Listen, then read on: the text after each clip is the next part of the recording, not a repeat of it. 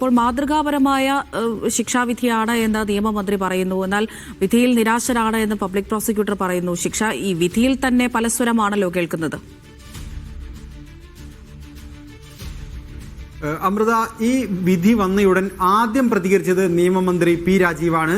P Rajeev സാധാരണ കാര്യങ്ങൾ പഠിച്ച് ധാരണയോടുകൂടി സംസാരിക്കുന്ന ഒരാളാണ്. അദ്ദേഹം പറഞ്ഞത് പരമാവധി ശിക്ഷ കിട്ടി എന്നുള്ളതാണ്. ഈ കേസിൽ പരമാവധി ശിക്ഷ എന്നുള്ളത് ജീവപര്യന്തം തടവാണ്. ജീവപര്യന്തം തടവിന് നിലവിൽ സമയനിശ്ചയമില്ല.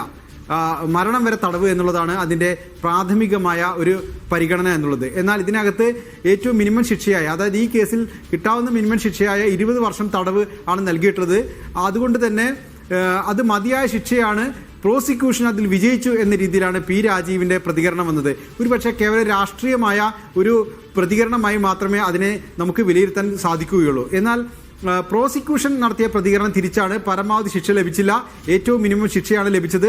കൂടുതൽ ശിക്ഷ ലഭിക്കാനായി മറ്റു കോടതികളിലേക്ക് പോകും എന്ന് പ്രോസിക്യൂഷന്റെ പ്രതികരണം വന്നു. മറ്റു ചില മന്ത്രിമാരും പ്രതികരിച്ചത് പരമാവധി ശിക്ഷ ലഭിച്ചോ എന്ന് പരിശോധിക്കുമെന്നുള്ളതാണ്. ആ അർത്ഥത്തിൽ ഇതിന്റെ വ്യത്യസ്ത ശബ്ദങ്ങളാണ് സർക്കാരിന്റെ ഭാഗമായി നിൽക്കുന്ന വ്യക്തികളിൽ നിന്നും അല്ലെങ്കിൽ ഉത്തരവാദിത്തപ്പെട്ട ആളുകളിൽ നിന്നും കേട്ടത്.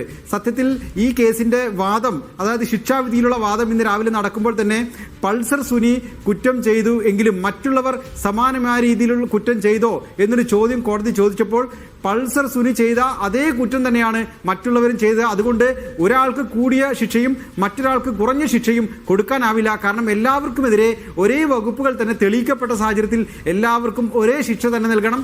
അവർക്ക് വെവ്വേറെ ശിക്ഷ നൽകാനാവില്ല. അങ്ങനെ എങ്കിൽ ആ സാഹചര്യം പ്രത്യേകം വിശദീകരിക്കേണ്ടി വരും എന്ന് പ്രോസിക്യൂഷൻ പറയുകയും ചെയ്തിരുന്നു. എന്നാൽ ഇവർക്കെല്ലാവർക്കും പരമാവധി ശിക്ഷയായി 20 വർഷം തടവാണ് വിധിച്ചത്. അതിൽ സംതൃപ്തി രേഖപ്പെടുത്തുന്ന ഒരു നിലപാടാണ് ഇപ്പോൾ നിയമമന്ത്രി പി രാജീവ് നടത്തിയിരിക്കുന്നത്. അതേസമയം പ്രോസിക്യൂഷന്റെ പ്രതികരണമാകട്ടെ വിധി നിരാശാജനകമാണ് എന്നുള്ളതുമാണ്. ശരി, എം കെ ഷുക്കൂറാണ് വിവരങ്ങൾ നൽകിയത്.